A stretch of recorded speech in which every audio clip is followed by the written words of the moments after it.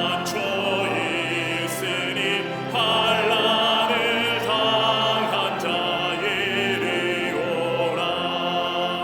땅들이 변하고 물결이 일어나 산 위에 넘치되 두렵잖네. 이방이 떠들고 나라를 모여서 진동하나. 우리 주 목소리 한 번만 말하면 천하의 모든 것 말하겠네.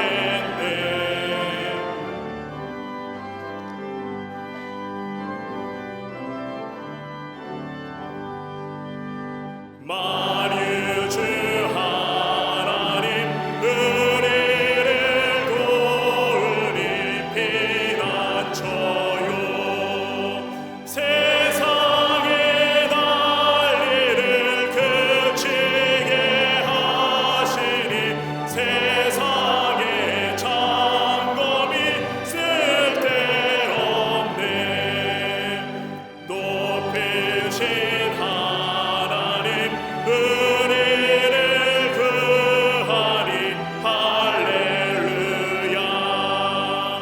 괴로움이 심하고 환난이 극하나 피난처 되시는 주 하나님. 교독문 101번 나라사랑 세 번째 말씀을 교독하시겠습니다. 내가 여호와를 찬송하리니 그는 높고 영화로우심이요 여호와는 나의 힘이요 노래시며 나의 구원이시로다. 여호와여 주의 오른손이 권능으로 영광을 나타내시니이다. 여호와께서 시온의 포로를 돌려보내실 때에 우리는 꿈꾸는 것 같았도다.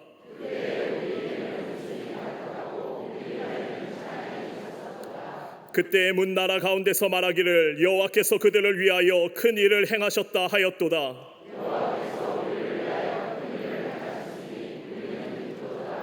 흑암에 행하던 백성이 큰 빛을 보고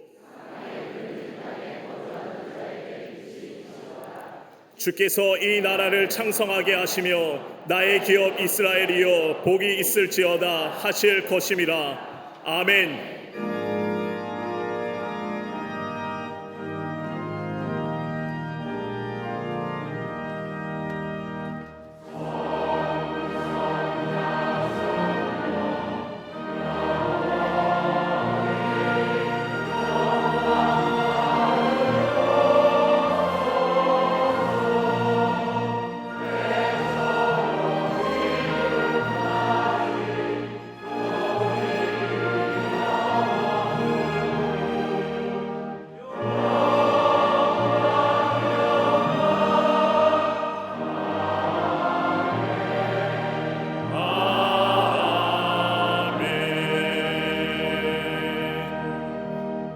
전능하사 천지를 만드신 하나님 아버지를 내가 믿사오며 그 외아들 우리 주 예수 그리스도를 믿사오니 이는 성령으로 잉태하사 동정녀 마리아에게 나시고 본디오 빌라도에게 고난을 받으사 십자가에 못 박혀 죽으시고 장사한 지 사흘 만에 죽은 자 가운데서 다시 살아나시며 하늘에 오르사 전능하신 하나님 우편에 앉아 계시다가 저리로서 산자와 죽은 자를 심판하러 오시리라. 성령을 믿사오며 거룩한 공회와 성도가 서로 교통하는 것과 죄를 사하여 주시는 것과 몸이 다시 사는 것과 영원히 사는 것을 믿사옵나이다. 아멘.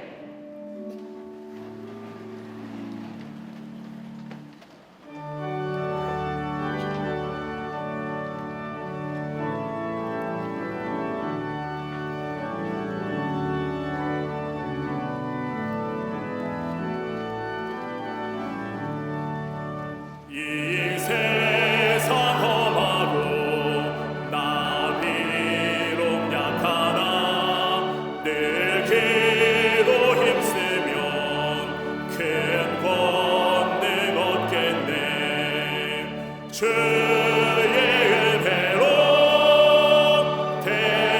대속받아서 피와 같이 붉은 죄는 같이 이겼네.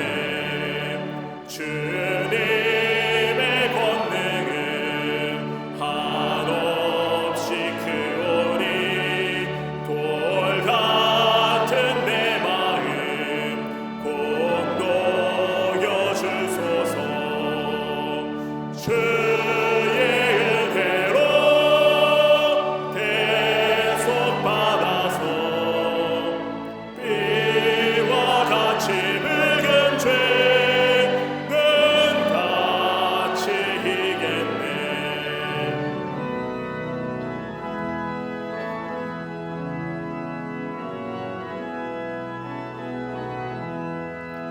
내 마음이 약하여 늘 넘어지오니 주 예수 힘주사 굳세게 하소서. 주의 은혜로 대속받아서 피와 같이 붉은 죄는 같이 이겼네. 죄 사함 받은 후 새 사람 되어서 주 앞에 서는 날 늘 찬송하겠네. 주의 은혜로 대속받아서 피와 같이 붉은 죄는 같이 이겼네.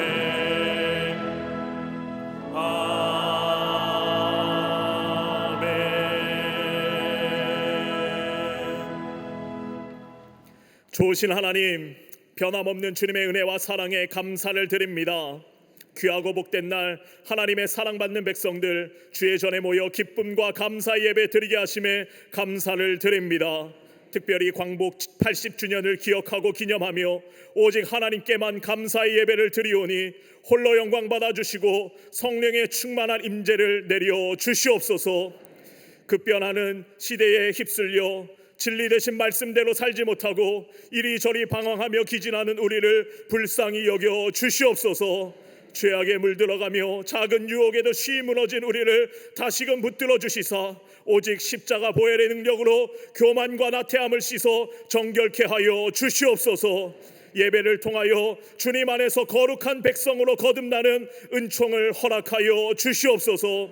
온 지면을 두루 살피시고 감찰하시는 하나님, 수많은 나라 위에 자비를 베풀어 주시옵소서. 전쟁과 폭염, 홍수와 기근으로 고통받는 이들에게 회복의 은혜를 내려주시고 무너진 평화의 자리마다 다시금 하나님의 질서를 세워 주시옵소서. 이 나라 대한민국을 사랑하시는 하나님, 80년 전 이 땅에 진정한 자유와 해방의 역사를 허락하여 주시사 지금까지 놀라운 축복으로 인도해 주심에 감사를 드립니다. 참 빛이 회복된 날 광복의 역사를 허락하신 하나님, 다시금 어두워진 이 땅에 진정한 빛의 역사, 회복의 역사가 넘치도록 인도하여 주시옵소서. 이 나라의 주인은 오직 하나님이심을 백성들이 깨닫게 하시고 하나님 앞에 엎드려 주의 얼굴을 구하는 거룩한 나라 되게 하여 주시옵소서. 위정자들에게 지혜를 주셔서 혼란스러운 전국을 이끌어가게 하시고 어려운 경제가 다시금 활력을 얻도록 이 백성을 축복하여 주시옵소서. 삶의 무게를 겨우 버티며 좌절과 한숨 절망 가운데 있는 국민들의 마음 헤아려 주시고 다시금 일어설 수 있는 소망과 용기를 허락하여 주시옵소서. 이 땅을 병들게 하는 악한 영의 역사를 막아주시고 하나님의 창조 질서가 올바로 세워지도록 인도하여 주시옵소서. 정상적인 것을 비정상으로 바꾸려는 차별금지법의 독소 조항들 행여나 통과되지 않도록 막아주시고 잘못되이 시행 중인 사학법이 속히 재개정될 수 있도록 입법의 모든 과정 가운데 함께하여 주시옵소서. 위기의 때에 분연히 일어나 나라를 위하여 희생하고 헌신했던 믿음의 조상들을 본받아 이 어려움의 시기에 다시금 나라를 위하여 간절히 기도하는 이 땅의 모든 그리스도인들 되게 하여 주시옵소서. 그 중심에 타오르는 불꽃 광림재단을 세우시고 나라와 민족을 위하여 세계 열방을 위하여 사명 감당하는 교회 되게 하심에 감사를 드립니다. 365일 24시간 깨어 기도하는 기도의 파수꾼으로서의 사명을 감당하는 이 재단 되게 하여 주시옵소서. 뜨거운 여름을 지나며 여름 성경학교와 교육 선교 등 많은 행사들 아무 사고 없이 은혜 가운데 마치게 하심에 감사를 드립니다. 우리 아이들이 경험한 하나님과의 만남, 기쁨과 감사의 추억들 저들의 마음에 깊이 새기게 하시고 세상을 비추는 주의 자녀들로 성장하도록 인도하여 주시옵소서. 복음의 능력을 회복하자는 주제로 전교인 여름 수련회를 허락하심에 감사를 드립니다. 오늘 저녁부터 매 시간마다 예비하신 충만한 은혜와 축복이 넘치게 하여 주시옵소서. 전 교인이 함께 모여 찬송하고 기도하고 말씀 들을 때에 성령의 강력한 역사를 허락하여 주시사 우리 자녀들이 예언을 하고 젊은이들이 하나님 나라의 환상을 보며 아비들이 새로운 부흥의 꿈을 꾸게 하여 주시옵소서. 8월 23일 성령한국 청년대회도 함께하여 주시사 이 시대의 청년들이 성령 충만함을 얻어 나라와 민족을 살리는 기독 청년들로 세워지도록 축복하여 주시옵소서. 안디옥 성전의 재건과 잠비아 선교센터의 확장 공사에 친히 함께하여 주시사 무슬림 땅과 아프리카 땅에 복음이 활짝 꽃 피우는 역사 허락하여 주시옵소서. 교회의 모든 기관과 부서 남녀 선교회와 실업인 선교회 그 밖에 모든 선교회 위에 함께하여 주시사 저들이 흘린 수고의 땀방울과 기도의 눈물을 통하여 복음의 역사가 나타나도록 인도하여 주시옵소서. 오늘도 말씀 선포하시는 목사님 새 힘과 능력 더하여 주시고 말씀이 살아 움직여 우리의 심령을 새롭게 하는 큰 은혜의 시간 되게 하여 주시옵소서. 아름다운 소리로 주님께 영광 돌리는 갈릴리 성가대와 오케스트라의 찬양을 기쁘게 받아주시고 찬양을 통하여 하늘문이 열리는 역사 있게 하여 주시옵소서. 정성을 다하여 제단을 장식한 손길에 복 내려주시고 무더운 날씨에 교회 안팎에서 헌신하는 모든 손길들 기억하시사 축복하여 주시옵소서. 함께 예배드리는 남교회와 북교회 동탄성전 방송과 인터넷으로 예배에 동참한 모든 이들 특별히 육신의 약함으로 가정에서 병상에서 예배드리는 모든 이들에게 회복의 은혜 내려 주시옵소서. 우리의 예배를 기쁘게 받아 주실 줄 믿사오며 예수님의 이름으로 기도하옵나이다. 아멘. 하늘에 계신 아버지 이름 거룩하사 주님 나라 임하시고 뜻이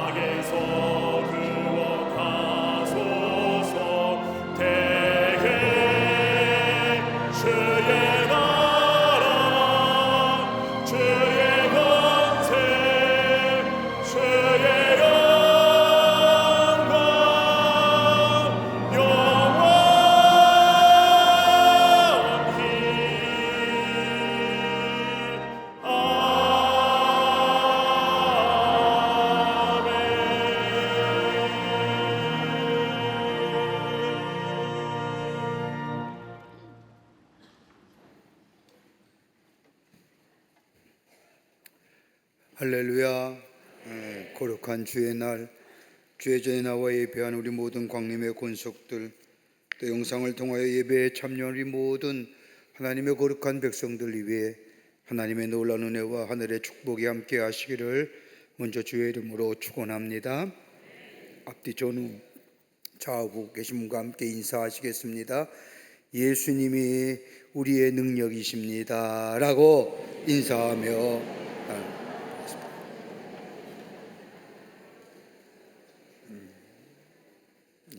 신앙 고백 있지요.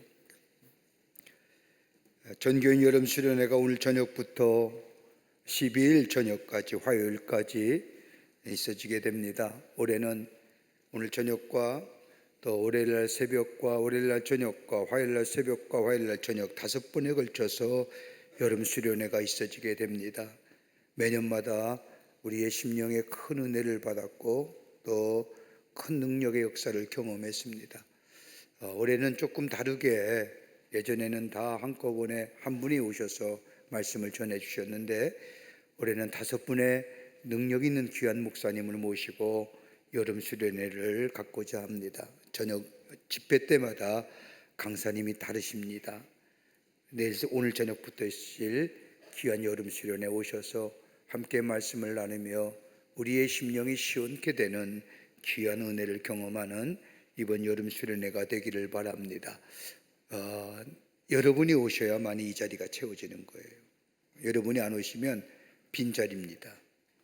여러분 꼭 오셔서 말씀을 듣고 우리의 심령이 새로워지고 복음의 능력을 회복하는 이번 전교인 여름 수련회가 되기를 바랍니다.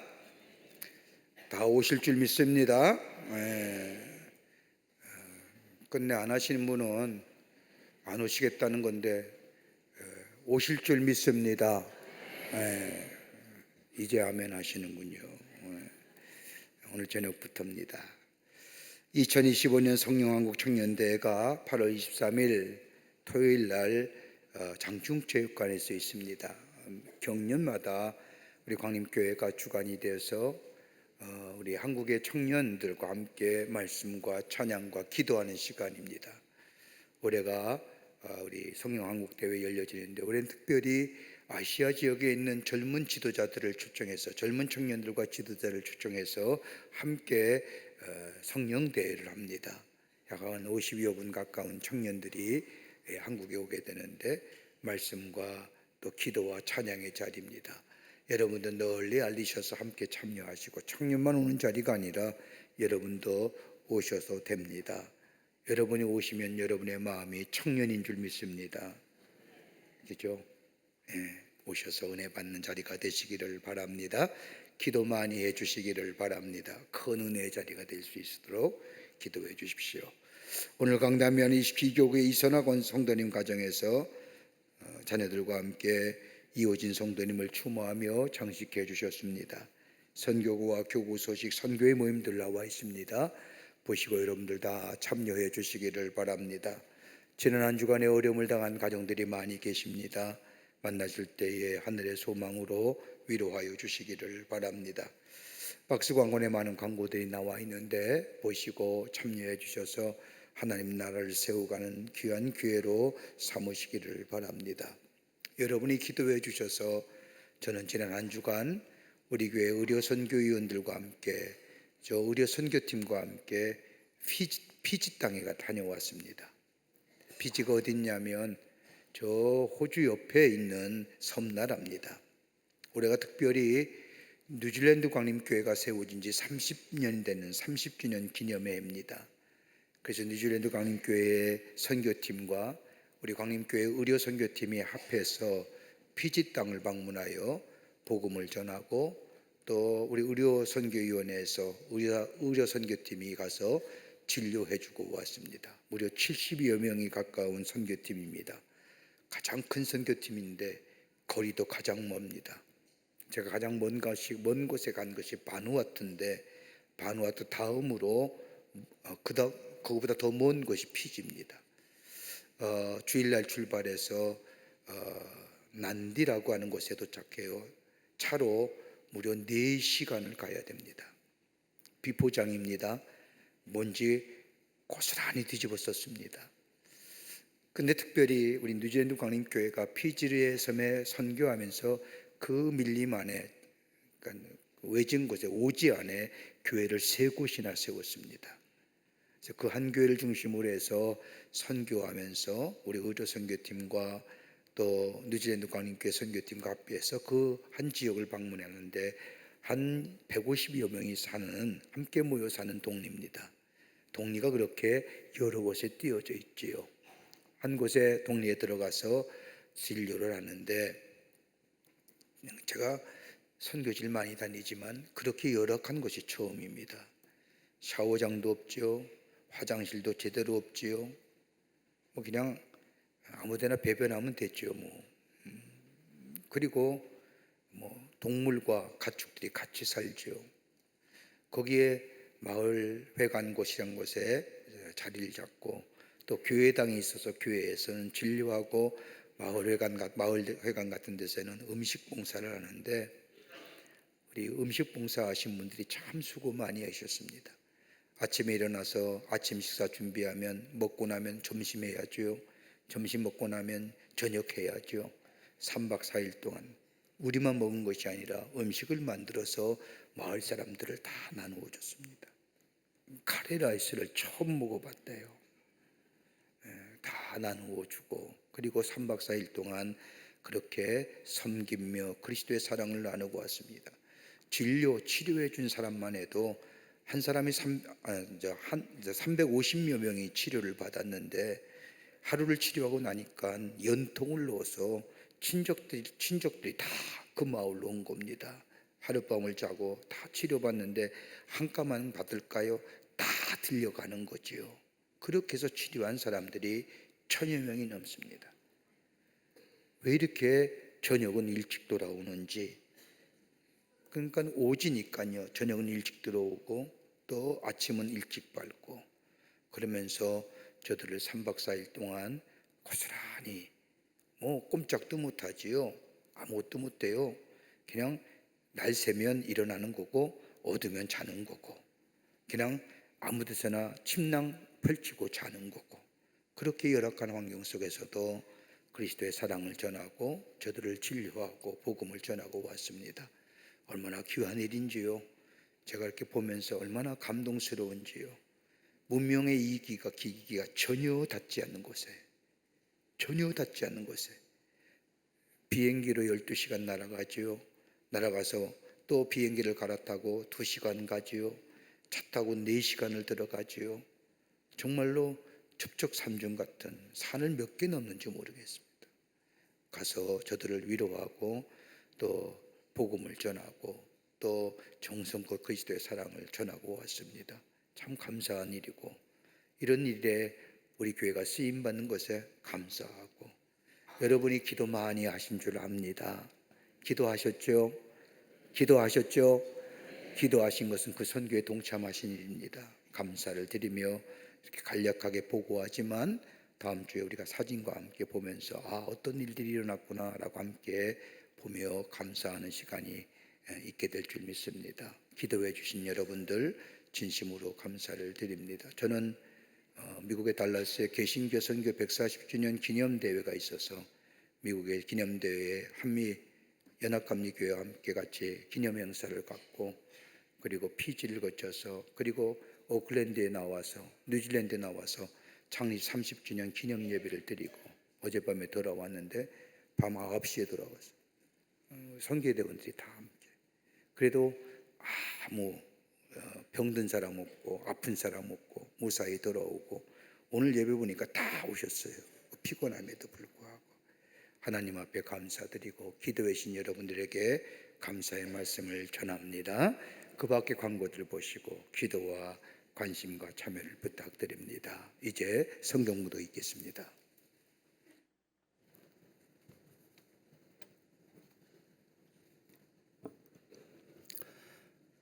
오늘 성경 말씀은 신명기 24장 18절로 22절 말씀입니다.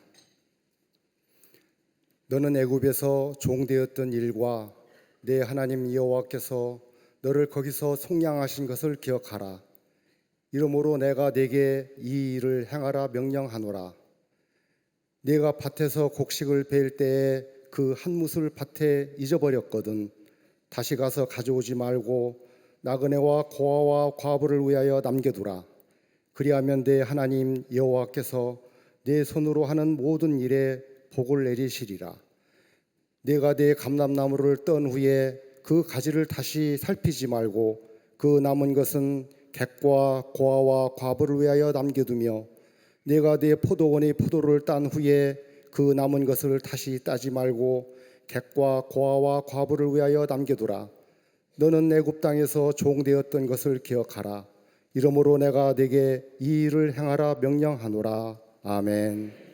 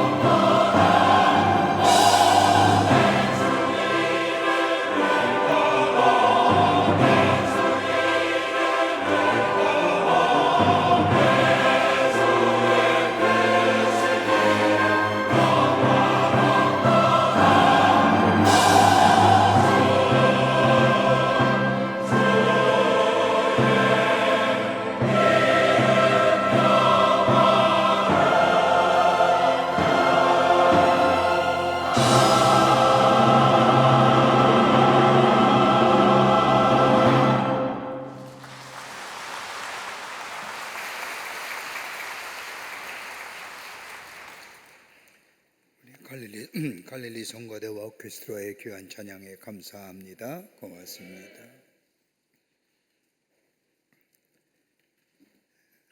우리나라의 역사를 말할 때 가장 적합한 정의는 아마도 고난의 역사라고 해도 과언이 아닐 겁니다. 역사적으로 볼 때 다른 민족의 침략을 받은 횟수가 약 50배 내지 60배 정도가 되지만 우리나라는 다른 나라를 침략한 한 적이 한 번도 없습니다. 5천년의 찬란한 역사 속에서 끊임없이 외세의 침략 속에 시달리면서 전쟁에서 한 번도 이겨본 적이 없는, 그래서 백의 민족이라고 불리는 우리나라의 역사, 아마도 고구려 시대에 몇 번 이긴 것 외에는 시달리고 고달픈 역사가 우리나라의 역사라고 말할 수 있을 겁니다. 이런 역사 가운데 가장 아픈 역사의 기억이 있다면 우리의 언어와 우리의 주권까지 모두 빼앗긴 일제의 식민지 통치를 받을 때였을 겁니다. 역사상 가장 치욕적이고 고통스럽고 희망이라고는 찾아볼 수 없었고, 그 당시에 우리를 도와주는 나라도 아무도 없었습니다. 아무런 이유 없이 끌려가 인권과 종교를 유린당한 우리의 백성들, 그리고 나라의 주권이 없이요 강요의 징용으로 끌려갔던 수많은 우리의 어른들, 그뿐 아니라 일본의 제국주의와 패권주의의 총알바지가 되어 죽어갔던 우리 선조들과 아직 그때의 아픔을 가슴에 닫고 사는 많은 이들이 우리 주변에 있음을 봅니다. 이러한 역사상 가장 절망스러울 때에 이 민족에게 예수 그리스도라고 하는 복음이 전해집니다.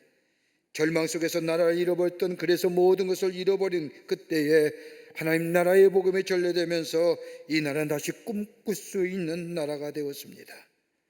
그 꿈은 다른 것이 아니라 하나님 나라의 꿈이었습니다. 자유와 평등과 평화, 그래서 하나님의 통치하시는 나라, 하나님의 통치를 받는 백성, 이 꿈을 붙잡고 이 민족이 걸어왔음을 보게 됩니다. 그리고 주님의 말씀 따라 환난과 절망의 자리에서 역사의 주인이 되시는 하나님 앞에 간절히 기도하면서 고난과 시기련을 이기고 오늘 이 자리에 온 것을 우리는 뒤돌아보게 됩니다. 해방이라는 것이 그저 국제적인 환경에 의해서 이 나라에게 주어진 것이 아니라 하나님의 주권하에 이루어진 이 땅, 해방이 바로 하나님의 선물인데, 이 놀라운 선물을 가지고 새롭게 출발했지만 얼마 시간이 지나지 않아 해방이 된 후에 공산당에게 협력했지만 나의 아버지는 일제에서 독립운동을 하였기에 유공자에게 돌아가야 한다고 하는 대립과 갈등, 좌와 우의 갈등 속에 우리 안에 큰 역사의 상처가 남겨져 있음을 보게 됩니다. 이러한 상황 가운데서 우리가 사는 세상은 어떠한지요? 열강들은 자신들의 이익에 의해서 이 작은 땅에서 각축전을 벌이고 있고, 같은 민족임에 불구하고 같은 아픔을 당했음에도 불구하고 북한은 저 북한대로 핵무기를 가지고 남한을 위협하고 있을 뿐만 아니라 자금의 현실을 보면 우리를 도와줄 수 있는 나라는 없고, 우리가 하나 되어도 어려운 이때 우리는 동서와 좌우로 나누어질 뿐만 아니라 이념을 가지고 세대와 젠더의 갈등 가운데 어느 때 폭발할지 모르는 위험의 요소들을 가지고 나아가는 이 땅의 현실들, 자유는 우리에게 주어 있음에도 불구하고 참된 자유를 누리지 못하며 서로 갈등하며 대립하는 우리들의 모습을 보면서 마음의 아픔이 있습니다. 교육학자인 에르만 바르트 교수가 말하기를 참된 자유인으로서의 삶을 살려면 적어도 세 가지 것이 있어야 된다고, 몇 가지 것이 있어야 된다고 얘기합니다. 하나는 뭐냐? 내면적인 자유입니다. 외면적인 것으로부터는 자유보다 내적인 자유입니다. 정신적이며 양심적이며 그리고 신앙적 자유함을 말하는 겁니다. 환경이 중요한 것이 아닙니다. 어떤 사람은 정치적이며 경제적이며 사회적 여건이 자유함을 주는 환경으로 바뀌면 인간은 누구나 다 자유로워질 것이라고 말하지만, 우리 안에 내면의 자유, 양심의 자유함과 더불어 어떠한 형편에서든지 자유함을 누리시는 정신적인 자유함과 더불어 예수 그리스도가 우리의 죄를 사해 주셨다고 하는 이 신앙적인 자유가 우리 안에 있게 될 때에 그 자유가 진정한 자유요, 내면적인 자유함입니다. 또 하나 있다고 한다면 절대적인 자유를 누려야 합니다. 여러분, 자유는 상대적인 것이 아닙니다. 절대적인 겁니다. 우리가 말하는 정치적인 자유, 경제적인 자유, 사회적인 자유는 다분히 상대적인 겁니다. 그러나 내면적인 자유함이 절대적인 겁니다. 여러분, 사라지고 얻어진 것이 자유로 간다면 그 자유는 진정한 자유가 아닙니다. 가난하든지 부하든지 병이 들든지 건강하든지 우리의 심령이 항상 자유로워야 합니다. 이것이 절대적인 자유입니다. 또 하나 있다고 한다면 자기의 희생을 통하여 자유함을 누려야 한다는 겁니다. 자기의 희생을 통하여 자유인이 된다는 겁니다. 주면 자유인이요, 받으면 노예입니다. 내가 받는 것이 좋아한다면 그 사람은 노예입니다. 신세를 지게 되면 그만큼 갚아야 하기 때문입니다. 그러나 남에게 베풀며 주고 살면 자유롭습니다. 이렇게 본다면 자유는 자기의 희생이 동반될 때에 진정한 자유함을 누릴 수 있습니다. 네 번째는 자유는 정의에 기초해야 된다는 겁니다. 자유는 의로움에 근거해야 되며 옳음에 근거해야 됩니다. 여러분, 자유는 방종이 아닙니다. 방임이 아닙니다. 자유에는 의로움이 있어야 되며 옳음이 있어야 되며 그 정의에 위에 자유가 세워질 때에 그 자유가 든든한 자유입니다. 또 하나 있다면 자유는 함께 책임지는 겁니다. 나는 자유로운 행위에 내가 책임져야 하는 겁니다. 나는 방종하며 방임하며 그 책임을 다른 사람에게 지울 수는 없습니다. 내 행동에 내가 책임질 때 비로소 나는 자유인입니다. 이렇게 본다면 자유는 주어지는 겁니다. 간혹가다가 우리는 자유는 쟁취하는 것으로 생각합니다. 역사를 보더라도 혁명이나 폭력을 통하여 쟁취한 자유를 가지고 평화를 누리는 나라는 없습니다. 자유를 얻은 것 같으나 진정한 의미에서의 자유는 아닙니다. 그러기 오늘 본문의 말씀에 하나님의 이스라엘 백성을 향하여 24장 22절의 말씀을 보면 애굽 땅에서 종되었던 것을 기억하라고 말씀합니다.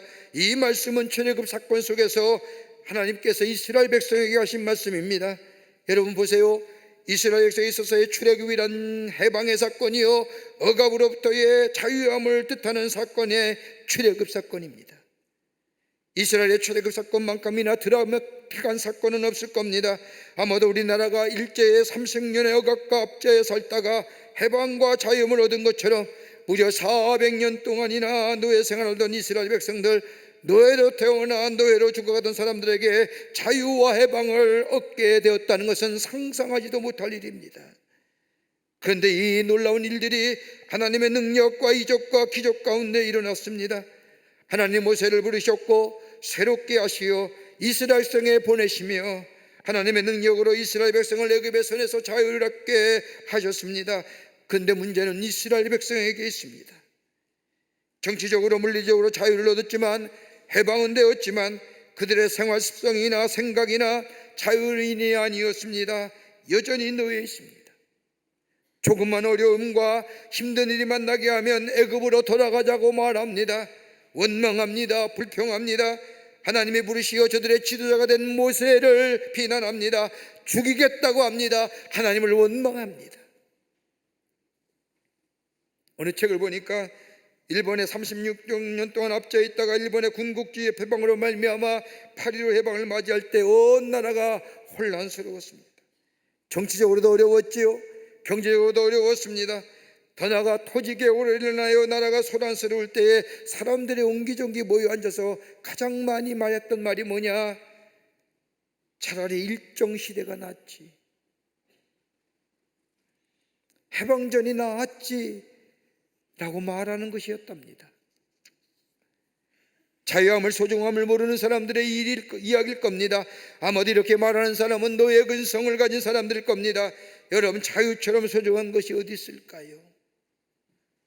오늘은 우리나라가 일제의 저 군국주의와 패권주의의 아래서 30년 동안 6년 동안이나 나라의 주권을 뺏겼다가 자유로든지 독립된 지 80주년이 된 기념주일 예배로 드리는 날입니다.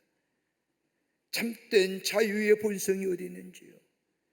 어떤 자가 참된 자유를 누리며 사는 인생인지요? 오늘 하나님께서는 이스라엘 백성을 향하여 거기서 너희를 속량한 것을 기억하라고 말씀하시면서 자유의 소중함, 참 자유의 본성이 무엇인가를 말씀하시는데, 오늘 이 광복절 80주년을 맞이하여 하나님 앞에 감사하는 이 시간, 우리가 가진 이 자유의 본성, 참 자유인의 삶이 어떤 것인가 함께 말씀을 나누며 은혜 받기를 원합니다. 첫째는 과거는 잊지 말되 얽매이지 말라는 겁니다. 과거에는 잊어서는 아니 됩니다. 그러나 얽매이지는 말아야 됩니다. 그 오늘 본문의 말씀에 너희 종되었던 것을 기억하라고 하나님은 말씀합니다. 노예 근성에 매이지 말라는 겁니다. 과거의 애굽의 노예 생활의 비참함을 믿지 말라는 겁니다. 여러분, 이스라엘 백성이 광야의 생활에 얼마나 많은 원망과 불평을 늘어놓았는지, 그들의 광야의 삶을 중얼거렸다. 민수기의 말씀을, 그래서 민수기의 귀한 이스라엘의 광야의 생활의 귀한 모습을 정한 민수기의 말씀을 일명 별명에 뭐냐? 중얼거리는 책. 이스라엘 백성이 광야의 40년 생활 동안 저들이 받는 원망과 불평은 딱 한마디입니다. 그때가 좋았지. 과거를 회상하고 돌아가고 싶다는 겁니다. 과거를 회상하고 과거로 돌아가면서 하나님 앞에 이스라엘 백성은 광야에서 큰 범죄를 범합니다. 이러한 이스라엘 백성의 죄에 대하여 하나님은 심판하시며 저들과 광야에서 죽게 합니다. 그러게 사도 바울은 고린도서 10장에 이스라엘 백성이 광야에서 다 죽은 이유는 딱 한 가지, 원망의 죄, 원망을 죄라고 얘기합니다. 여러분, 원망과 불평을 왜 하시는 줄 압니까? 심리학자들이 원망과 불평하는 사람들의 이유를 조사해 봤더니 몇 가지 이유가 있더라는 겁니다. 하나는 뭐냐? 지금의 삶에 만족함이 없을 때에 원망하며 불평합니다. 지금의 삶에 만족하는 사람은 절대로 원망하지 않습니다. 오히려 감사가 넘칩니다. 감격이 넘쳐납니다. 그러나 지금의 삶에 만족감이 없는 사람이 그때가 좋았지라고 하며 원망과 불평합니다. 또 하나, 미래가 불투명할 때 원망하며 불평합니다. 여러분, 미래가 확실하면 지금의 어려움 얼마든지 소망 가운데 이겨낼 수 있습니다. 그러나 미래가 불투명할 때에 우리의 마음속에 원망과 불평이 나옵니다. 여러분, 정치의 불안정, 경제의 불안정 다 뭐예요? 미래의 불확실성에서 나오는 거죠. 그러기에 원망하며 불평합니다. 불안해합니다. 두려움 가운데 있는 겁니다.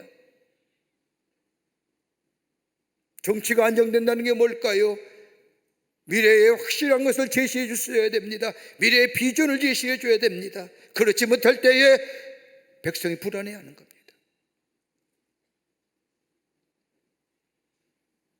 미래가 확실하면 지금의 삶 얼마든지 이길 수 있습니다. 또 하나 있다고 한다면 믿음 없기에 원망하고 불평합니다. 여러분, 이스라엘 백성들의 모습을 보십시오. 하나님에 대한 믿음이 사라졌습니다. 하나님에 대한 믿음이 사라지니 지금의 없는 것만 바라보는 겁니다. 부족한 것만 바라보는 겁니다. 저들이 저 애굽에서 나와 하나님의 인도 안 받아 저 가나안 땅을 향해 갔던 광야의 40년의 생활 가만히 보면 하나님이 먹이셨습니다. 하나님이 피셨습니다. 하나님이 채워주셨습니다. 저들이 갈증할 때에 반석을 쳐서 물이 나게 했습니다. 만나와 메추라기로 저들을 먹이시고 광야의 그 어둠의 길을 불기둥으로 인도해 주셨습니다. 하나님의 약속의 말씀을 가슴에 담았고 나아갔을 때는 저들에게 감사와 감격이 있었지만, 그러나 저들의 마음 믿음이 사라지게 되고 하나님의 약속의 말씀이 저들 가운데 사라지게 될 때에 원망하며 불평합니다. 정치적으로 물리적으로 자유와 해방을 얻었다 할지라도 오늘 본문의 말씀을 보면 아직도 이스라엘 백성은 노예입니다. 그러기에 입에서 원망과 불평이 쏟아져 나옵니다. 하나님에 대한 원망, 모세에 대한 원망. 여러분, 잊지 마십시오. 내 입술에서 감사와 감격의 고백보다 원망과 불평이 쏟아져 나오면 노예입니다.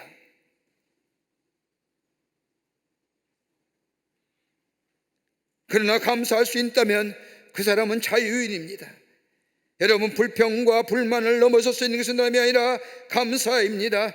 작은 일이나 큰 일이나 조금이라도 원망과 불평이 있다면 아직도 그는 노예입니다. 노예의 근성이란, 노예성이란 죄와 타락과 강팍감과 원망과 불평, 다로 말하면 또 한마디 불신앙의 모습. 그러게 하나님이 이스라엘 백성에게 너희가 종되었던 것들을 기억하라고 말합니다. 다른 말로 말하면 과거에 매이지 말라. 그러나 과거가 너희 어떤 존재든가 잊지 말라는 거예요. 대한민국이 세워진 후에 최초의 재헌국회가 1948년 5월 31일 오후 2시에 열렸습니다. 이승만 박사의 사회로 시작되었습니다. 언젠가 국회를 방문했을 때에 국회의장이 저한테 재헌국회 때 1차 회의 기도문이라는 것을 이렇게 기념패에 세워서 저한테 선물로 주었는데, 거기에 재헌국회가 시작할 때의 기도문이 담겨져 있습니다. 처음으로 열리는 재헌국회의 시작이 기도로 시작하였는데, 그때 이승만 박사가 이렇게 얘기했다고 합니다. 대한민국 독립민주국 제1차 회의를 여기서 열게 된 것을 하나님께 감사해야 할 것입니다. 종교 사상 무엇을 가지고 있든지 누구나 오늘 당의 사람의 힘으로 만든 것이라고 우리는 자랑할 수 없을 겁니다. 그러므로 하나님께 감사드리고 기도하지 않을 수 없습니다. 동의하십니까? 그러자 국회의원들이 뭐예요? 제청합니다. 그러면서 이 이승만 박사가 우리가 다 성심으로 일어나서 하나님께 감사를 드릴 터인데, 저기 이은영 의원이 나오셔서 간단한 말씀으로 기도를 해주시기 바랍니다. 그리고 이은영 의원이 나올 때 일동에 기립해서 모든 재원의 의원들이 종교를 떠나 머리 숙여 기도하였다고 기록되어 있습니다. 우리나라의 국회의 시작이 기도로 시작한 겁니다. 그러면서 저들이 가졌던 공통적인 고백은 우리의 자유와 해방의 기쁨은 우리의 노력으로 된 것이 아니라 하나님의 은혜와 사랑으로 우리에게 주어진 선물이라는 것을 고백하며 하나님 앞에 감사합니다 라고 고백했다는 겁니다. 하나님 앞에 겸손하게 하나님의 뜻을 따르기로 했기에 저들이 기도할 때 종교를 떠나 사상을 떠나 저들이 함께 고개를 숙이고 하나님 앞에 감사의 기도를 드렸다는 것이 이 나라의 시작입니다. 그런데 지금 어떠하지요? 이 땅에 자유와 해방의 기쁨을 주신 하나님의 은혜 잊어버렸습니다. 여러분, 개신교 선교가 올해 140주년이 되는 금년 한국 개신교 초기 선교를 보면 이 땅에 들여온 선교사들이 하나님 나라의 복음을 전합니다. 예수 믿으십시오. 예수 믿으면 구원받습니다. 영생을 얻습니다 라고 이 복음을 전할 뿐만 아니라 하나님 나라의 사상을 전합니다. 자유를 얘기합니다. 평등을 얘기합니다. 남녀와 남자와 여자와 모든 신분을 떠나서 다 하나님 앞에 평등한 존재, 그리고 그 평화와 평등과 자유를 누리는 곳에 평화가 있다고 얘기합니다. 선교사들이 전하는 하나님 나라의 복음을 전해드린 젊은이들, 이들이 나중에 민족의 선각자들이 되고 민족의 지도자들이 된 것을 보게 됩니다. 일제의 강점기에 이 땅에 자유와 평화 그리고 차별이 없는 평등이 있어야했다고 생각했던 민족의 지도자들, 그러기에 이 민족의 자유와 독립을 위해 싸웠던 것을 보게 됩니다. 이것이 하나님 나라의 복음에 기초한 이 나라의 독립과 자유의 운동입니다.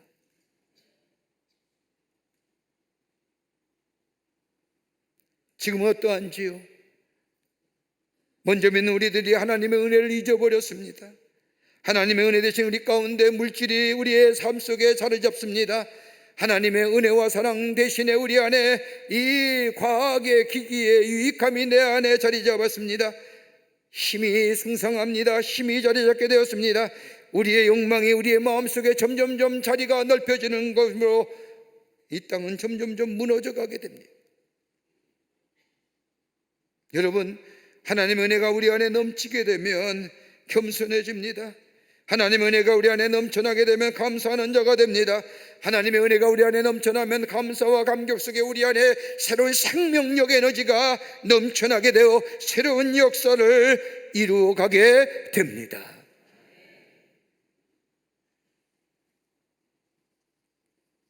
지금이 어렵고 힘이 들어도 지난 날의 여정을 한번 생각해 보십시오.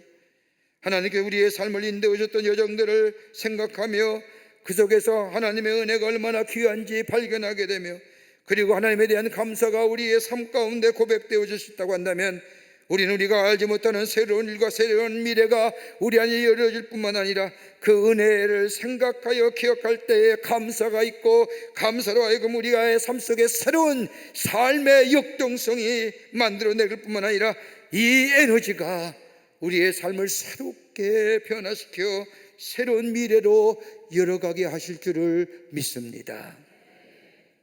기억하라. 그리고 뭐요? 잊지 말라는 거예요.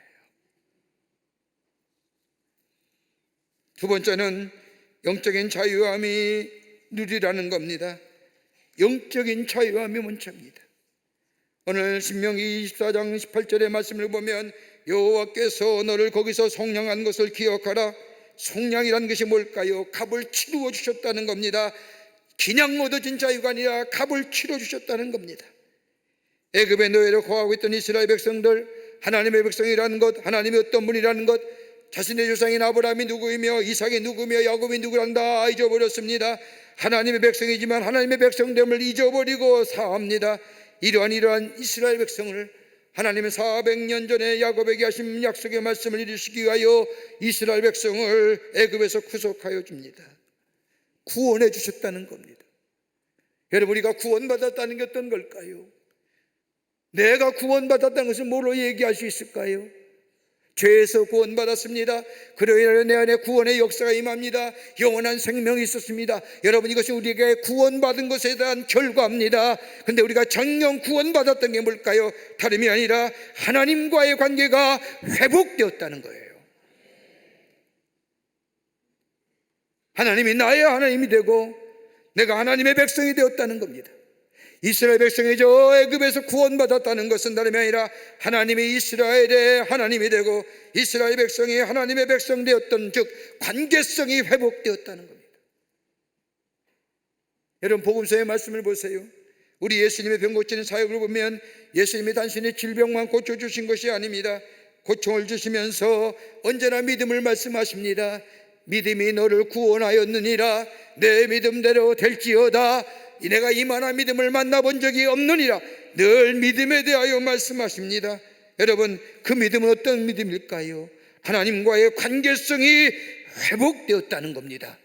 하나님과의 관계성이 회복되면 내 안에 어떤 거요? 치유와 회복의 역사가 일어납니다. 이 치유 회복이 뭘 가져다줘요? 우리 안에 평화를 갖다 주며 우리 안에 화평의 역사를 이루어 줍니다. 내 안에 평화가 넘쳐나는, 그러기에 이 영적 자유함을 누리기 위해서는 먼저 해결할 것이 있습니다. 다름이 아니라 죄의 문제입니다.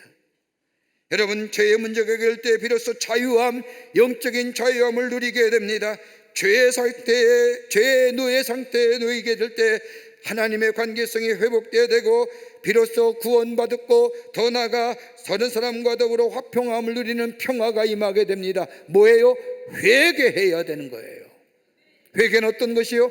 우리의 마음의 방향이 하나님께로 향해지는 거예요. 여러분, 죄의 심각성을 모르는 겁니다.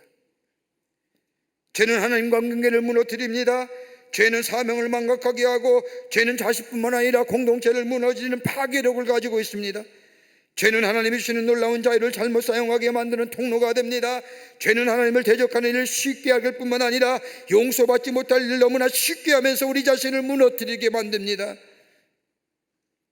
여러분, 우리가 이 세상을 살면서 세상에 순응하게 되다 보면 어느덧 죄가 우리 가운데 자리 잡게 되고 때로는 우리의 죄의 기준을 왜곡시켜 죄에 대하여 감각을 마비시키며 나중에는 죄의 구조가 만들어져서 죄인 지도를 몰면서도 죄를 짓지 않고는 살아갈 수 없게 만드는,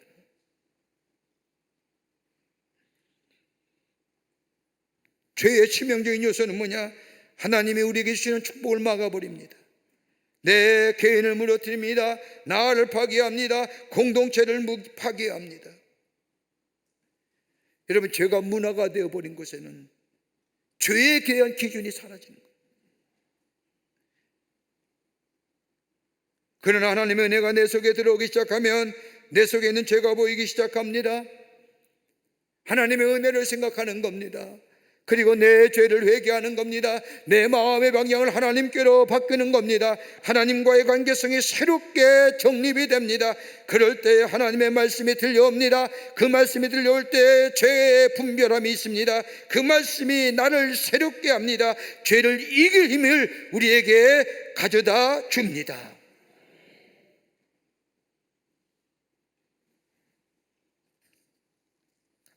세계 2차 세계대전 전범 국가인 독일이 왜 경제적으로 부흥하고 세계 많은 나라 가운데 앞서가는 나라가 되었는가? 라는 질문에 많은 학자들, 역사학자들의 많은 의견이 있지만 공통적으로 말하는 것이 하나 있습니다. 그건 다름이 아니라 자신들이 지은 과거의 죄에 대하여 직면하는 용기를 가졌다는 겁니다. 독일의 메르켈 총리가 일본에 방문했을 때 그 당시에 총리였던 아베가에게 과거사를 대하여 언급한 일이 있었습니다. 군대를 부활시키고 일본이 주변의 국가에 저지른 만행을 부인하는 것에 대하여 2차 세계대전 이후에 독일이 피해를 줬던 주변 국가들에게 어떻게 사과하고 어떻게 배상했는지를 소상하게 이야기해 주었답니다. 그러면서 메르켈 총리는 주변의 국가들과 화해하기 위해서 평화를 위하여 끊임없이 사죄하고 사죄했다는 것. 그러면서 아직까지 전쟁으로 인하여 피해 보상을 받지 못한 유대인이 있다고 한다면 이야기해달라고 이야기했습니다. 제가 얼만큼 인생을 파괴하는지를 아는 민족입니다. 여러분, 죄를 직면하는 것은 괴로운 일입니다.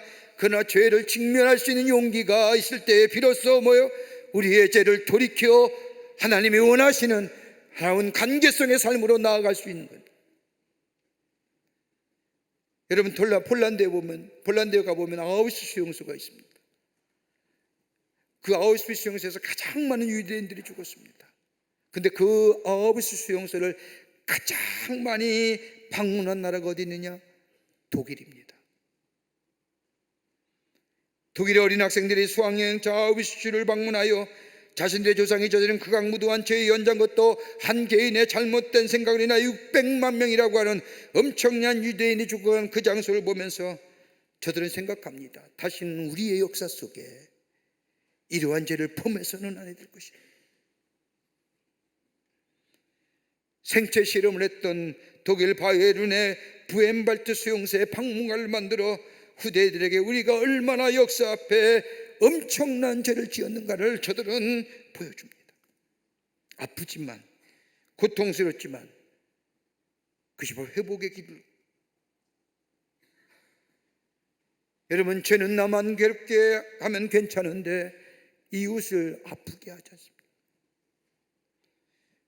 우리나라가 일본의 제국주의와 군국주의 해방된 지 80년이 되었지만 아직도 우리 가운데 일본의 제국주의로부터 해방하지 못한 일들이 얼마나 많습니까? 우리의 언어와 문화 속에 우리의 일상의 생활을 떠나 일제의 만화 앞에 쏟아지도 몸을 떠는 수많은 사람들이 있습니다. 제가 얼마나 무서운가를 보여주는 모습일 겁니다. 하나님을 떠난 사람, 삶이 저지른 죄는 나만 무너뜨리는 것이 아니라 다른 사람에게 아픔과 더불어 괴로움을 준다는 사실을 잊어서는 안 될 겁니다. 그러기에 죄의 즐거움이 나를 지배하지 말게 해야 합니다. 늘 하나님의 은혜 안에서 은혜를 생각하며 기억하며 저 종되었던 것을 기억하며 구원하신 그 하나님 은혜의 감사와 감격이 내 삶에 넘쳐나게 될 때에 우리 안에 새로운 회복의 역사를 통하여 새롭게 됨의 역사를 경험할 뿐만 아니라 정녕 우리가 회복되기를 원한다고 한다면 죄에서 돌이켜야 됩니다. 하나님께로 우리의 마음의 방향을 바꿔야 됩니다. 그럴 때 거기에 치유와 회복을 통하여 온전케 됨의 역사, 영적인 자유함을 누리는 하나님의 백성이 되는 줄 믿습니다. 끝으로 사랑에 기초한 자유가 참된 자유입니다. 자유의 본성은 사랑에 기초해야 됩니다. 오늘 본문 신명기 24장 19절 이하의 말씀을 보면 앞에 있는 말씀과는 전혀 다른 말씀을 하십니다. 내가 밭에서 곡식을 벨 때 그 한 뭇을 밭에 잊어버렸거든 다시 가서 가져오지 말고 나그네와 고아와 갑을 위하여 남겨두라. 내가 내 감난 나무를 떤 후에 그 가지를 다시 살피지 말고 그 남은 것은 객과 고아와 갑을 위하여 남겨두라. 그리고 내가 내 포도원의 포도를 딴 후에 그 남은 것을 다시 따지 말고 개와 고아와 가보를 위하여 남겨두라. 무슨 얘기입니까? 곡식을 다 추수했습니다. 다 모추를 먹고 났습니다. 깜빡하고 한 달을 잊어버렸습니다. 그거 다시 일로 가지 말라는 겁니다. 누구를 위해서요? 고아와 객과 가보를 위해서 남겨두라는 거예요. 감람나무 열매를 뗐는데 행여나 저 위에 있는 열매 몇 개가 안 따졌습니다. 그 억지로 나무 타고 올라가서 털지 말라는 겁니다. 그냥 두라는 거예요. 포도나무 열매를 수확했습니다. 포도나무 열매가 다 뜬 걸 아는데 저 보니까 저게 남아있어. 그거에서 딸지 말라는 겁니다. 그거 내버려 두라는 겁니다. 누구를 위해서요? 고아와 객과 가부를 위해서. 다른 말로 말하면 가난한 사람들을 기억하라는 겁니다. 진정한 자유는 다른 사람까지 나누어야만이 진정한 자유라는 겁니다. 이기적인 것에서 벗어나라는 겁니다. 다른 사람을 살필 줄 아는 것이 자유의 첫걸음이요 자유의 본성이라는 겁니다. 다른 사람이 어떻게 되든 상관없다고 생각하는 사람은 진정한 자유를 누리는 사람이 아니라는 겁니다. 어려울 때 다른 사람에게 베풀 줄 아는 사람, 줄 줄 아는 사람, 나눌 줄 아는 사람, 이것이 자유의 본성이요 자유를 누리는 첫걸음이요, 이럴 때에 더욱더 풍성한 하나님의 기억하심을 통하여 하늘의 복을 허락하여 주신다고 말씀하고 계십니다. 매드팍스라고 하는 영국 소공의 신학자가 말합니다. 현대인에게서 삶의 무의미성을 가져다 주는 것이 세 가지가 있다는 겁니다. 하나는 굳은 마음, 강팍한 마음. 다른 사람의 이야기를 들으려 하지 않습니다. 이런 사람은 자기라고 하는 감옥에 꽉 갇혀 있는 사람이요, 이런 사람은 자기의 편견과 오만 속에 사는 사람입니다. 굳은 마음. 또 하나 또 한다면 에고이즘이에요. 자기 사랑은 이기적인 삶의 모습입니다. 여러분, 내가 나를 사랑한다고 하는 것에 사랑이라고 정의할 수 있을까요? 사랑은 나눠야 됩니다. 남편이 아내를 사랑하고 아내가 남편을 사랑하고 아버지가 자녀를 사랑하고 자녀가 부모를 사랑, 이런 사랑의 나눔이 있을 때에 그 사랑의 진정한 사랑이지요. 나 혼자만에 갖는 사랑은 사랑이 아닙니다. 다른 사람이 행복하고야, 이웃을 사랑하고야 내가 행복하고 나를 사랑하게 되는 겁니다. 근데 자기 사랑에 집착하는 사람만큼 불행한 인간이 없는 겁니다. 또 하나 무감각하다는 겁니다. 감사와 감격이라는 것이 없습니다. 감사와 감격이 없으니 감동도 없습니다. 감동이 없으니 삶의 에너지가 없습니다. 기쁜 일도 슬픈 일도 없습니다. 이게 바로 삶의 현대인이 갖는 무의미성이라는 거예요. 오늘 본문의 말씀을 보십시오. 너희가 자유인이냐? 그러면 가난한 사람을 돌아보라는 겁니다. 여러분, 자기 거 다 내놓으면서 돌아보는 것이 아니라, 여기 오늘 성경 말씀에 포도나무를 딸 때에 이만큼 남겨둬라, 감람나무의 열매를 딸 때 이만큼이라는 게 어떨까요? 최소한일 겁니다. 탓하지 말라는 거예요. 최소한인 거예요. 자비한 마음, 이만큼의 자비한 마음을 가질 때에 비로소 자유라는 겁니다. 여러분, 참 자유는 진리가 있습니다. 사랑이 있습니다. 믿음이 있습니다. 진리를 떠난 곳에는 자유가 없습니다. 여러분, 그리스도의 영이 우리를 자유케 한 것처럼 예수의 영이 우리 안에 있을 때에 우리는 자비와 양선의 마음과 더불어, 이만큼의 마음과 더불어 내 안에 정령 자유함을 누리는 하나님의 사람이 됩니다. 페르시아의 고레스 왕이 있었습니다. 주전 6세기의 왕인데 아주 덕망이 높은 왕입니다. 이스라엘 사람들을 바벨론의 포로 생활에서 해방시켜 죽이는 왕이기도 합니다. 이 고레스 왕이 다른 나라와의 전쟁에서 승리한 후에 그 나라의 왕과 왕자와 왕비를 포로로 잡혀왔습니다. 살리느냐 이제 죽이느냐 결단의 시간입니다. 고레스 왕이 사로잡은 왕을 향하여 묻습니다. 만약 내가 당신을 살려준다면 당신은 나에게 무엇을 주겠소라고 묻자 이 잡혀온 왕이 얘기합니다. 내 영토의 반을 드리고 내 재산의 반을 드리겠습니다. 고레스 왕이 고개를 끄덕입니다. 그리고 또 묻습니다. 왕자를 가리키며 왕에게 묻기를 내가 당신의 아들을 살려준다면 어떻게 하겠소라고 묻자 이 왕이 대답합니다. 나머지 땅과 나머지 재산을 드리겠습니다. 이번에는 포로로 잡혀온 왕의 왕비를 가리키면서 내가 당신의 아내를 살려준다면 당신은 어떻게 하겠소? 이 왕이 사랑하는 왕비의 얼굴을 보고는 이렇게 대답하였다고 합니다. 그리하면 내 생명을 드리겠습니다. 이 말을 가만히 듣고 있던 고레스 왕은 이 잡혀온 왕에게 내가 당신에게 아무것도 요구하지 않고 풀어주겠소. 당신은 사랑을 아는 사람이기에 다시는 불의의 길로 가지 않을 것을 내가 믿어. 자유의 본성은 어디요? 사랑에 근거하는 거예요. 참 사랑이 자유함을 얻습니다. 하나님이 우리를 사랑하시기에 우리에게 자유케 하셨습니다. 그러기에 갈라디아서 5장 1절의 말씀을 보면 그리스도께서 우리를 자유케 하시려고 자유를 주셨으니 그러므로 굳게 서서 다시는 종의 멍에를 매지 말라고 말씀합니다. 노예되지 말라는 겁니다. 죄의 노예되지 말라는 겁니다. 죄의 노예 잡혀 원망과 불평하지 말라는 겁니다. 오늘 광복절 80주년입니다. 자유는 쟁취하는 것이 아니라 주어진 겁니다. 거저 주어진 것이 아니라 희생의 대가가 치러진 자유입니다. 은혜로 내게 주신 이 귀한 자유, 그 안에 감사와 감격 속에 그 자유를 누리며 지키며 우리의 후손들에게 나누어줄 수 있는, 물려줄 수 있는 이 자유, 자유의 진정한 참 자유인의 본성을 가지고 주의 주시는 축복을 누리며 살아가시는 여러분과 저와 되시기를 주의 이름으로 축원합니다. 하나님 감사합니다. 저희도 주께서 사랑해 주셔서 하나님의 자녀 삼으심에 감사합니다. 자유케 하셨으니 다시는 종의 멍에를 매지 말게 하여 주시며 주신 주님의 주신 자유 안에서, 은혜 안에서 감사와 감격 속에 삶의 새로운 역동성을 가지고 하나님의 주시는 축복을 누리며 살아가는 저희가 되게 하여 주시옵소서.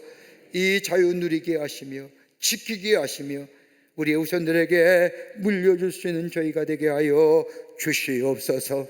성령이 도우실 줄 믿으며 예수님의 이름으로 기도하옵나이다. 아멘.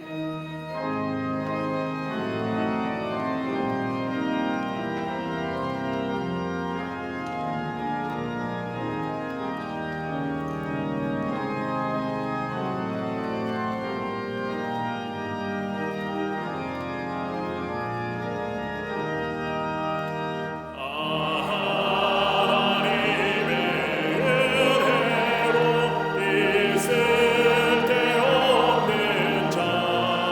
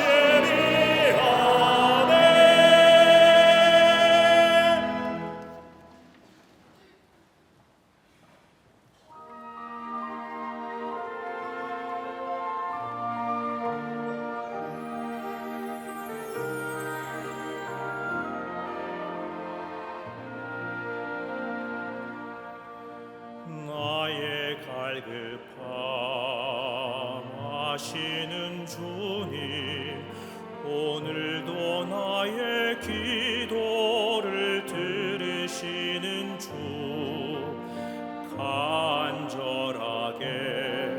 또 간절하게 주께 기도드립니다.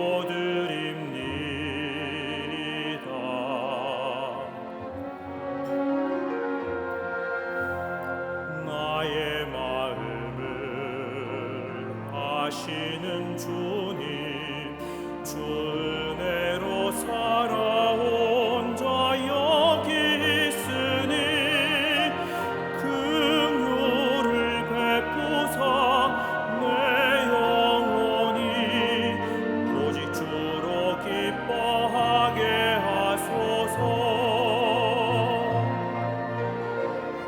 내 앞에 놓여진 모든 일들 모두 주의 계획 안에 있으니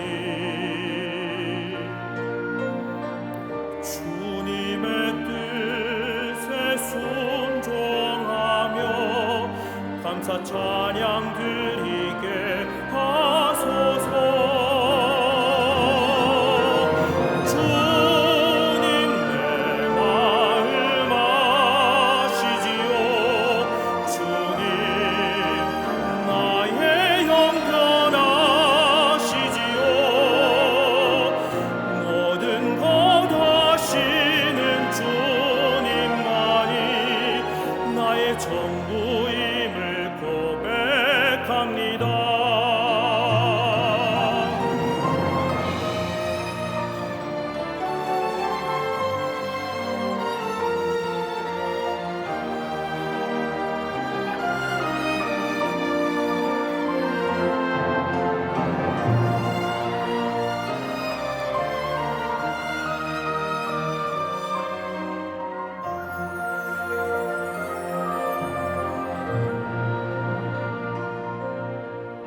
나의 마음과 정성 다하여 주 하나님 내 아버지께 기도합니다. 나의 아버지, 오 나의 아버지, 주 은혜로 나를 채우소서. 주님 내 마음 아시지요. 주님 나의 영변 아시지요. 모든 것 아시는 주님만이 나의 전부임을 고백합니다.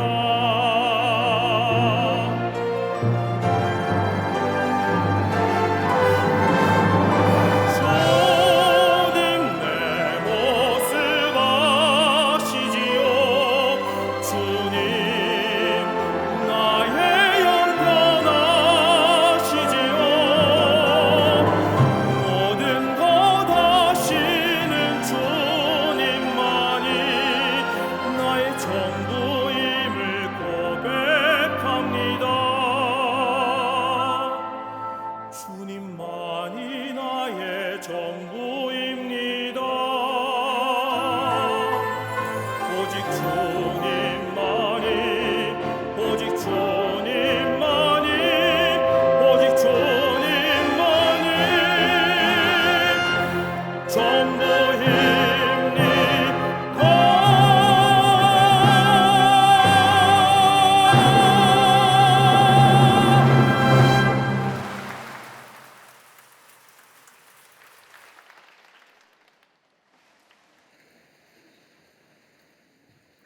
거룩한 주의 날, 저희들의 걸음을 하나님의 귀한 전에 오게 하여 주시고 우리의 마음과 정성을 모아 하나님 앞에 예배하게 하심에 감사를 드립니다. 이 땅의 자유와 이 땅의 해방과 독립을 주신 이 광복절 기념주일 예배, 우리의 마음을 모아 정성을 모아 주께 드린 예배 기쁘게 받으시사 하늘의 놀라운 은혜와 축복이 넘쳐나게 하여 주시옵소서. 주 앞에 예배하며 귀한 예물 성별하여 주님 앞에 드립니다. 저희들의 믿음의 고백, 주께 드려오니 받아주시고 하나님 나라 귀하게 쓰임받는 예물 되게 하시며 이 예물 쓰일 때마다 하나님의 나라가 세워지며 주께로 돌아오는 자가 많아지는 귀한 예물 되게 하여 주시며 회개의 역사와 더불어 구원의 역사에 쓰임받는 예물로 주님 삼아 주시옵소서. 드린 손길마다 하늘의 문을 여시사 하늘의 놀라운 은혜와 축복이 임하게 하여 주시되 저들의 삶과 가정과 하늘마다 풍성한 열매가 맺어져 하나님의 살아계심이 만방에 증거되는 역사가 있게 하여 주시옵소서. 아버지 하나님, 이 나라 백성들, 이 땅 하나님께서 지키시고 인도하시는 나라와 이 백성 되기를 원합니다. 하나님이여 도우셔서 아버지 하나님의 자유케 하셨사오니 이 자유를 누리며 하나님 앞에 감사하며 하나님께 나아가는 이 땅의 백성들 되게 하여 주시사 더 큰 축복을 누리게 하여 주시옵소서. 대립과 갈등의 것들은 다 물러가게 하여 주시옵소서. 아버지 하나님이여 정치도 안정되게 하여 주시며 위정자들에게 하나님을 두려워하는 마음, 백성을 두려워하는 마음 주시며 이 나라 이끌어가게 하여 주시며 아버지 하나님이여 경제도 부흥하게 하여 주시며 그 밖에 모든 분야에 하나님의 공의와 정의가 넘치는 나라 되게 하여 주시옵소서. 저 북녘에 우리의 사랑하는 동포들도 속히 구원하여 주시며 저 땅에서 복음의 역사를 통한 하나됨의 역사가 속히 있게 하여 주시옵소서. 지구촌의 전쟁의 소리들 멈춰지게 하여 주시며 자연재해도 멈추게 하여 주시며 아픔과 실망과 좌절 가운데 있으며 신음하는 이들 위로하여 주시사 회복의 역사가 있어 함께 상생하며 나아가는 지구촌이 되게 하여 주시옵소서. 다시는 종의 멍에를 매지 않게 하여 주시며 주신 자유를 누리며 지키며 우리의 후손들에게 남겨줄 수 있는 저희가 되게 하여 주시옵소서. 감사하며 예수님의 이름으로 기도하옵나이다. 아멘.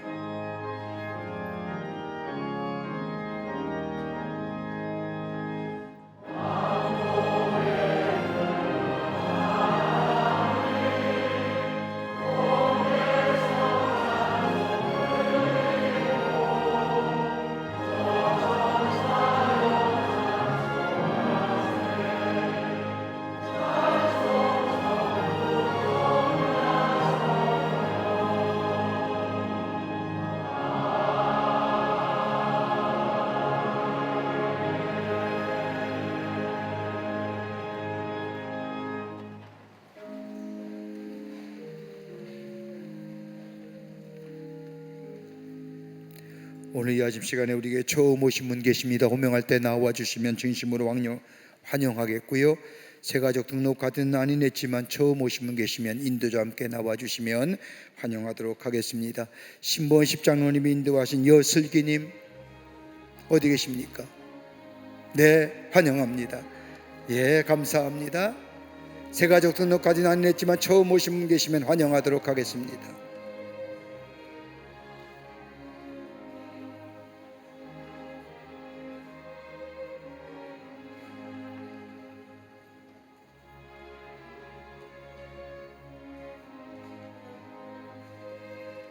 기도하시겠습니다.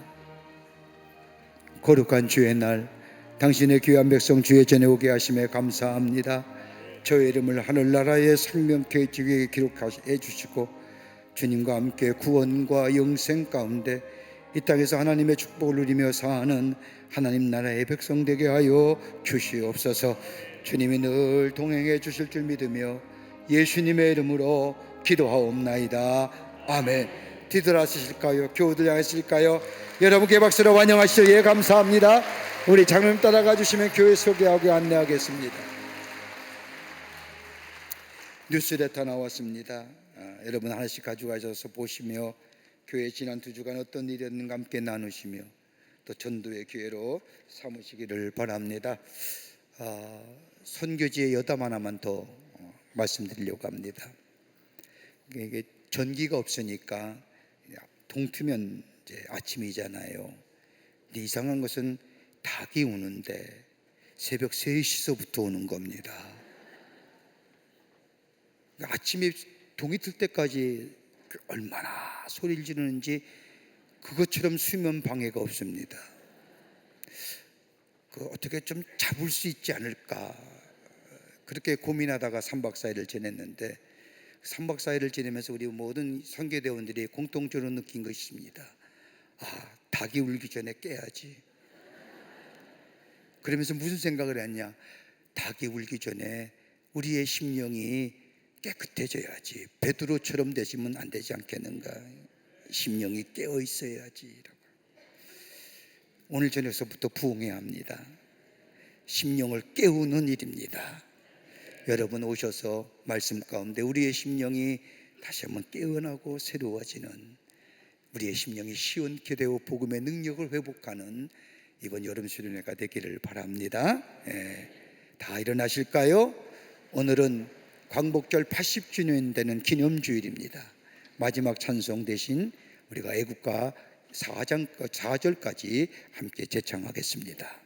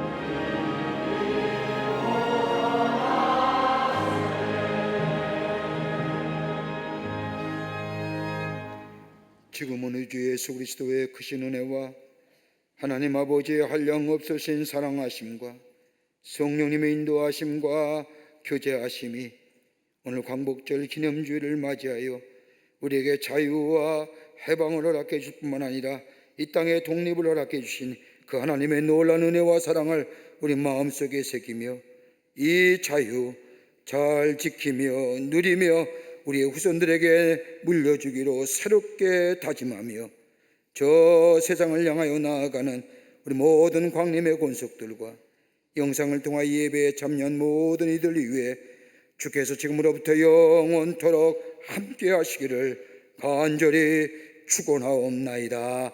아멘. 조시나 나를 조시나 나는 참 조신 나의 하나님 우리의 예배를 받으시라 나는 참